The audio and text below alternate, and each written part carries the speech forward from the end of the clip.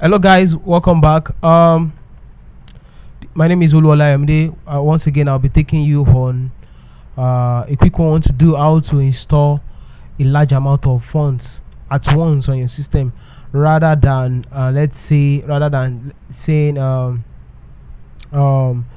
you want to open and install one by one. That will take a lot of time, and here we have about almost 5,000 fonts. So if you had to install one by one, you just spend your whole years doing this.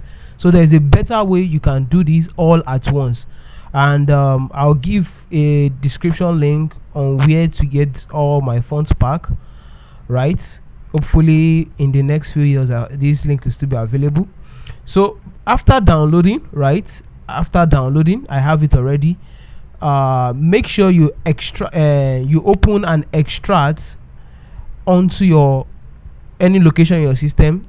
So I extracted onto my documents inside a folder which is called fonts, right? Then how to install quickly.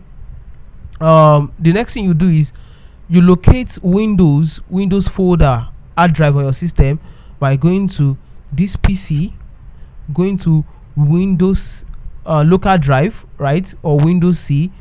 Go to Windows, and inside Windows go to fonts, right. Inside font, this is what you are going to see.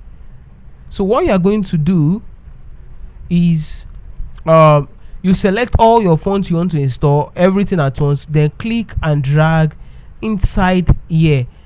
Automatically it will install. The reason why my own is bringing the Adams Extended Bold font is already installed. Do you want to replace it? Because I already have them. So by the time you do this, automatically it does everything for you. Look at it, everything. So quick and fast and